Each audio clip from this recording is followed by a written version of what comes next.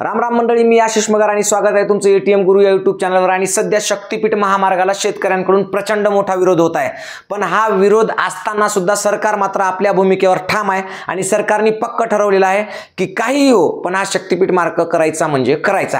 तर या शक्तीपीठ मार्गाबद्दलची इत्यंभूत माहिती तुम्हाला सांगणार आहे। या माहितीमध्ये महत्त्वाचं काय आहे तर सगळ्यात महत्त्वाचं आहे बघा, याला एकूण खर्च किती येणार आहे, ठीक आहे, खर्च पाहायचा आहे, त्याच्यानंतर जमीन किती जाणार आहे आणि फायदा कुणाला होणार आहे, म्हणजे या शक्तीपीठ महामार्गाचा फायदा शेतकऱ्यांना होणार, जनतेला होणार का, या दोघांना सोडून सरकारला होणार का, या सगळ्यांपेक्षा वेगळंच कोणीतरी आहे की त्याच्यामध्ये त्याला फायदा होऊ शकतो। ह्या सगळ्या शक्तीपीठ मार्गाचा गेम काय आहे आणि या शक्तीपीठ मार्गामध्ये नेमकं काय षडयंत्र आहे ते सगळं आज आपल्याला समोर आणायचं आहे। पण सगळ्यात महत्त्वाची गोष्ट आहे, तुम्ही जर हा व्हिडिओ पाहत असाल तर सर्वसामान्य शेतकऱ्यांच्या आणि गोरगरिबाच्या बाजूने उभं राहायला शिका। सगळ्यांसाठी हा व्हिडिओ शेअर करा आणि तुमच्या स्टेटसला लावा, बाकी दुसरी तुम्हाला कोणती विनंती नाही, पण हा व्हिडिओ जास्तीत जास्त शेअर करा एवढी विनंती। आता तुम्हाला शक्तीपीठ मार्गाचं सगळं इत्यंभूत मी काय कसं होणार आहे ते दाखवणार आहे। चला, पहिली गोष्ट याच्यामध्ये काय आहे तर बघा, शक्तीपीठ महामार्गाचं अंतर किती आहे तर अंतर आहे 802 किलोमीटर। किती आहे?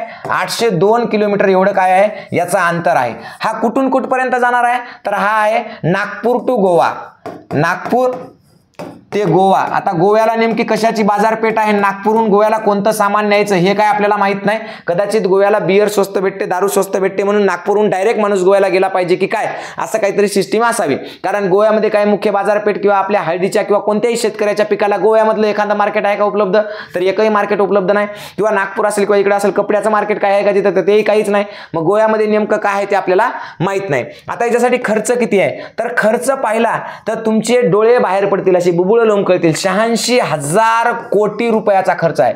86,000 कोटी, हा 86,000 कोटी। 86,000 कोटी म्हणजे हे नुसते तुम्ही शून्य जरी मोजले असे लिहून तर नुसते शून्य पाहून तुम्हाला भोळ येईल, भोळ, इतका मोठा आकडा आहे। आणि जमीन किती जाणार आहे तर जमीन जाणार आहे मित्रांनो 11,000 हेक्टर जवळपास, 11,000 हेक्टर। 11,000 हेक्टर म्हणजे जवळजवळ 28 ते 30,000 एकर जमीन जाणार आहे। मग एवढी सगळी जमीन जाणार आहे, एवढा सगळं खर्च येणार आहे। मग नेमकं हा प्रोजेक्ट न करण्यापेक्षा किंवा हे करण्यापेक्षा जर हे 86,000 कोटी रुपये, किती रुपये, 86,000 कोटी रुपये जर आपण दुसरीकडे लावले तर काय होऊ शकते ते पण तुम्हाला सांगतो मी। मग तरी सुद्धा सरकार याच रस्त्याच्या मागे का लागलेलं आहे की करायचंच म्हणून, तर त्याची जी मेक आहे ती सगळी मेक तुम्हाला सांगणार आहे। पहिली गोष्ट, कृष्णा मराठवाडा सिंचन प्रकल्प जो आहे तो जर प्रकल्प आपण केला तर याला खर्च जवळपास 11,000 कोटीचा खर्च आहे। किती? 11,000 कोटी रुपयाचा खर्च आहे, 11,000 कोटीचा। आणि याच्यामध्ये जवळपास 1.5 लाख हेक्टर, 1.5 लाख हेक्टर जमीन कशासाठी, कशात येणार आहे तर सिंचनाखाली येणार आहे। म्हणजे 1.5 लाख हेक्टर जमीन सिंचनाखाली येईल आणि 11,000 कोटी रुपयाचा याला खर्च येईल। त्याच्यानंतर दुसरा एक प्रकल्प आहे मराठवाडा गोदावरी प्रकल्प, याचा खर्च सुद्धा जवळपास 10,000 कोटीचा आहे, जवळपास 10,000 कोटीचा, ठीक आहे। आणि याच्या खाली 4 लाख हेक्टर जमीन, 4 लाख हेक्टर जमीन काय आहे सिंचनाखाली येणार आहे, 4 लाख हेक्टर। तिसरा प्रकल्प आहे वैनगंगा आणि नळगंगा प्रकल्प, तर याचा खर्च 50,000 कोटीच्या वर आहे असं म्हटलं जाते, कारण हा नदी जोड प्रकल्प आहे। काय आहे? नदी जोड प्रकल्प।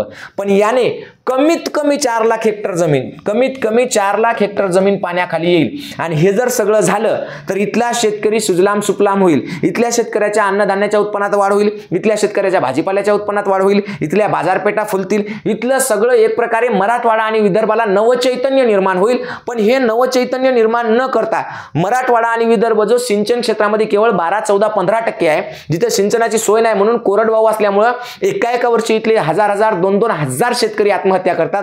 अशा शेतकऱ्यांसाठी हा सिंचन प्रकल्प न राबवता 86,000 कोटीचा मार्ग नेमका कोणासाठी तयार करतंय शासन, किंवा हा महामार्ग कोणासाठी आहे? जर हे केलं तर याच्यातून 10 लाख हेक्टर जमीन पाण्याखाली येईल, कदाचित त्याच्याही पेक्षा जास्त येईल। आणि त्याचा फायदा इथल्या गोरगरीब सामान्य मजूर वर्गासह सर्वसामान्य लोकांसह शेतकऱ्यांना सगळ्यांना होईल आणि इथलं जीवन सुजलाम सुफलाम होऊ शकते। पण हे न करता हे 86,000 कोटी नेमके त्या रस्त्यात का घालायचे हे आपल्याला पाहणं खूप महत्त्वाचं आहे। मग हा जे 86,000 कोटी खर्च करायचा तो नेमका कोणासाठी ते पण पाहू ना आपण। बघा, जनता आणि शेतकरी दोन विषय आहेत। त्यांचं म्हणणं आहे की यानं काय होईल, विदर्भ आणि मराठवाड्याची खूप प्रगती होणार आहे. नेमकी प्रगती काय होणार पहा. जाणारी जमीन किती आहे? 11,000 हेक्टर आहे. किती आहे? 11,000 हेक्टर म्हणजे जवळपास 30,000 एकर. ओके. सध्या महाराष्ट्रातली एकूण जमीन पाहता प्रति कुटुंब 1.5 ते 2 एकर जमीन आहे. 1.5 ते 2 एकर फक्त प्रति कुटुंब, म्हणजे जवळपास 15,000 ते 20,000 कुटुंब भूमिहीन होणार. काय होणार? भूमिहीन. किंवा ज्याच्या सगळ्या जमिनी गेल्या नाही, कमी गेल्या, तर असे लोक अल्पभूधारक म्हणजे 1 एकर पेक्षाही त्यांच्याकडे जमिनी राहतील. म्हणजे शेतकरी आता जमिनीवर पोट भरणार आणि याच्या मोबदल्यात मिळणारा जो पैसा आहे तो अत्यंत कमी आहे. अगदी एकराला 15 आणि 16 लाख जवळपास भेटायलेत किंवा याच्यापेक्षा म्हणजे मार्केट रेटपेक्षाही कमी पैसे काही काही ठिकाणी भेटायलेत. म्हणजे हा पैसा सुद्धा आयुष्यभर पुरण्यासारखा नाही किंवा या पैशातून दुसरीकडे एखादा प्लॉट घेऊन घर बांधतो म्हणलं तर ते सुद्धा शक्य होणार नाही. म्हणजे अशा पद्धतीने शेतकरी पूर्णपणे भिकेला लागणार. त्याच्या हातात भिकेचा कटोरा येणार आणि तेही कमी कमी नाही तर 15 ते 20,000 कुटुंब म्हणजे लोकसंख्या किती होईल ते तुम्ही पाहून घ्या. इतके लोक रस्त्यावर येणार. बरं, आता यांना सामान्य जनतेला काय फायदा आहे का बाबा? तर सामान्य जनतेला काय फायदा आहे? तर 3 रुपये किलोमीटर प्रमाणे याला टोल टॅक्स लागू शकतो. Toll tax. कारण समृद्धीला लहान वाहनांना 2.5 रुपये, मोठ्या वाहनांना 5-5 रुपयापर्यंत आहे, ट्रकापर्यंत. म्हणजे जर तुमच्याकडे इलेक्ट्रिक वाहन असेल ज्याला इंधनच लागत नाही, पेट्रोलच लागत नाही, डिझेल लागत नाही, ते वाहन तुम्ही या रोडनं 100 किलोमीटर नेलं तर तुम्हाला 300 रुपये खर्च येणार. म्हणजे इंधनाचा खर्च 0, पण 300 रुपये तुम्हाला टोल टॅक्स भरावा लागणार. ट्रक सारखे असतील तर त्याला 5 रुपये किलोमीटर प्रमाणे म्हणजे 100 किलोमीटर गेला ट्रक की त्याला 500 रुपये काय लागणार? टॅक्स लागणार. म्हणजे तुमचं डिझेलनं जर तुमची डिझेल गाडी असेल तर ती 100 किलोमीटर जायला तुम्हाला किती लागणार आहे? 5 लिटर डिझेल खूप झालं तर 500 रुपयाचं, पण त्याला टॅक्स लागणार 300 रुपये. ऑलरेडी समृद्धी महामार्गाला टॅक्स जास्त आहे म्हणून समृद्धी महामार्गावर वर्दळ कमी आहे, वाहनांची गर्दी नाही, वाहनं कमी आहेत. लोक त्या समृद्धीच्या आजूबाजूच्या रस्त्यानं जातात पण त्या रस्त्यावरून जात नाहीत कारण की टॅक्स जास्त लागतो.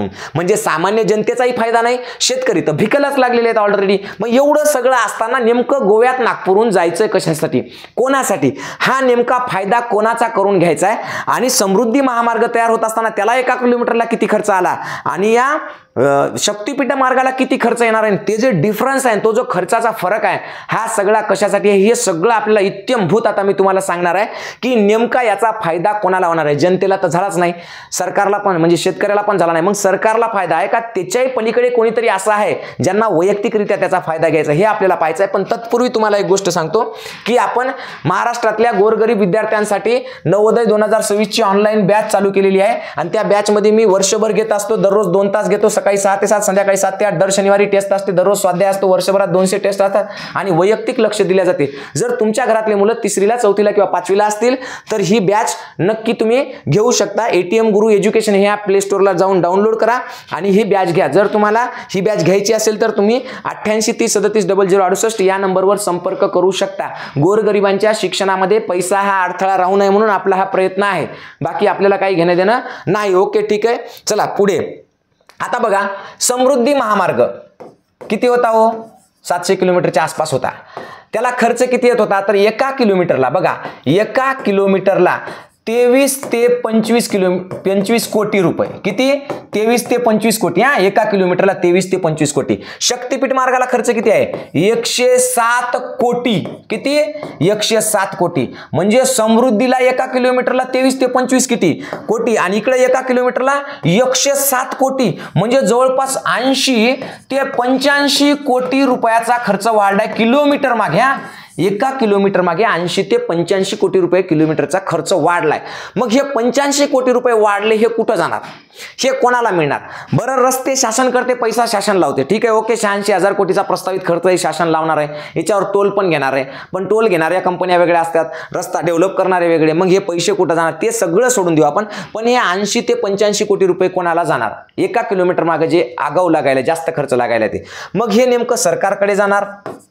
ठीक आहे, सरकार घेऊ पाहणार आहे का हे पैसे? का सरकार नाही घेत असेल तर मग नेमकं हे कॉन्ट्रॅक्टर म्हणजे जे ठेकेदार आहेत, रस्ते घेणारे हे की नाही, त्या ठेकेदारांकडे जाणार आहे का? नेमका हा पैसा जाणार कोणाकडे? एकतर त्या ज्यांनी हे रस्ते मंजूर केले त्या रस्ते मंजूर करणाऱ्या मंत्र्याकडे जाणार आहेत का? किंवा जे शासनाची योजना आहे त्या शासनाने हे पैसे खाणार आहेत का? म्हणजे शासन खाणार आहे, मंत्री खाणार आहे का, तो ठेकेदार खाणार आहे का? ठेकेदार सगळे पैसे खाऊन मग यांना टक्केवारी देऊन उरलेले पैसे काही यांच्या पक्षाला मिळणार आहेत का? म्हणजे अशा पद्धतीनं एका 4 वर्षापूर्वी 5 वर्षापूर्वी झालेला जो समृद्धी महामार्ग आहे, 4 वर्षापूर्वी झालेला, त्याला मात्र तुम्हाला 23 ते 25 कोटी रुपये खर्च येतो एका किलोमीटरला, आणि याला मात्र 107 कोटी खर्च येतो. हा कसं काय बरं? हाही 6च पदरी आहे. पुन्हा कोणी कोणी राहतात भक्ताड, ते म्हणतात ते रस्ता माहित आहे का तुला केवढा होता, ते हे केवढा होणार आहे. तेही 6 पदरी आहे आणि हेही 6 पदरी आहे बापू. दोन्ही रस्ते 6 पदरीच आहेत. ओके, त्याच्यामुळे याच्यात काही आगाऊ नाही. मग नेमकं हे सगळं कशासाठी? 6च पदरी रस्त्यासाठी इथं 23 ते 25 कोटी रुपये खर्च, आणि इथं 80 ते 85 कोटी रुपये खर्च. हा खर्च नेमका कोणासाठी आहे आणि हे पैसे कोणाच्या घशात जाणार आहेत हे तुम्ही कमेंट करून खाली टाका. कारण मी म्हणण्यापेक्षा तुम्ही म्हणलेलं आणखी चांगलं, की कळू द्या लोकांना की लोकांच्या भावना काय त्या रस्त्याबद्दल, शेतकऱ्यांच्या सर्वसामान्य जनतेच्या भावना काय. अहो, या 86,000 कोटीमध्ये महाराष्ट्रातल्या शेतकऱ्याचं कर्ज पूर्णपणे माफ होऊ शकतं.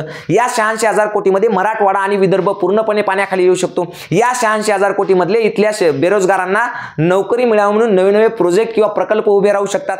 पण हे सगळं न करता केवळ मशीनने रस्ता तयार होणार, केवळ शेतकऱ्याची जमीन जाणार आणि त्याचा फायदा काहीही होणार नाही, कोणालाही होणार नाही. त्या रस्त्यावरून कोणीही गोव्याला जाऊन बियर पियाला जाणार नाही. गोव्यात कोणतीही मार्केट नाही, गोव्यात कोणत्याही मोठ्या प्रकारची बाजारपेठ नाही.